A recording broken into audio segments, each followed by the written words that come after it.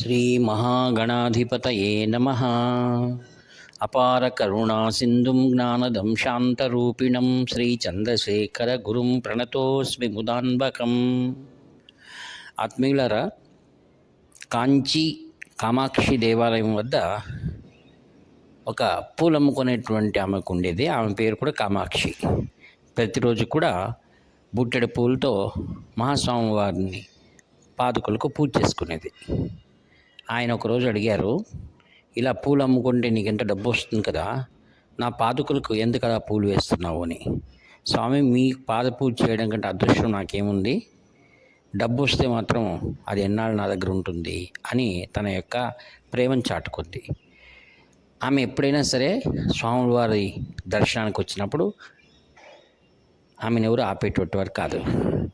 సామాన్యంగా మఠంలో స్వాములవారు నిద్రకు ఉపక్రమించిన తర్వాత ఎవరిని కూడా దర్శనానికి అనుమతి లేదు. అయితే ఈమె విషయం మాత్రం వెసులుబాటు ఉంది.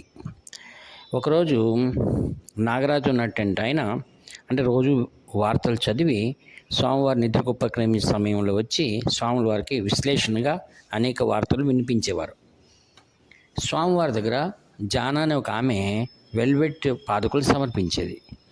వాటిని ప్రతిరోజు స్వామివారి దాన్ని దర్శించి రాత్రి పడుకునే ముందు వాటిని తీసి పక్కన పెట్టేటుంటాడు. ఒకరోజు అనుకున్నాడు నాగరాజు, నాకు ఈ పాదుకలు ఉంటే బాగుంటుంది అని. అయితే ఆ రోజు ఏం జరిగిందనగా, ఈ కామాక్షి అనే పూలు ఆమె వచ్చి స్వామివారి దర్శనం చేసుకుంది. స్వామివారు ఆమెను చూసి, ఈ యొక్క వెల్వెట్ పాదుకలు నీ దగ్గరే పెట్టుకో అన్నారు. చంద్రబాబు నిరాశ చెందాడు, నాకు ఉన్నింటి బాగుండేది కదా అని. తర్వాత ఆ పాదుకలను ఆమె ఎంతో జాగ్రత్తగా పూజించుకుంటూ ఉండేది. ఆమె ఎంతోమంది కొంత డబ్బిచ్చి ఆ పాదుకలు మాకు ఇచ్చేయని ప్రలోభ పెట్టేవారు. అయితే ఆమె మాత్రం దాన్ని ఒప్పుకునేది కాదు. స్వామివారి సిద్ధి పొందిన తర్వాత ఒకసారి ఆమె బృందావనం దగ్గరికి వెళ్ళి, స్వామివారు ఉంటే ఎంత బాగుండేది, నాకు ఈరోజు ఎవరు ప్రసాదం ఇస్తారు అనుకునగా ఆశ్చర్యంగా బృందావనం నుంచి ఒక పువ్వు వచ్చి ఆమె చేతిలో పడిందనమాట. ఇలాంటి సంఘటనలు అనేక జరుగుతుంటాయి. ఈ విధంగా కామాక్షి అనేటువంటి ఆమె ఒక పేదరాలు స్వామివారి అనుగ్రహానికి ఎంతగా తాపత్రయపడిందో మనకు దీని ద్వారా తెలుస్తుందన్నమాట.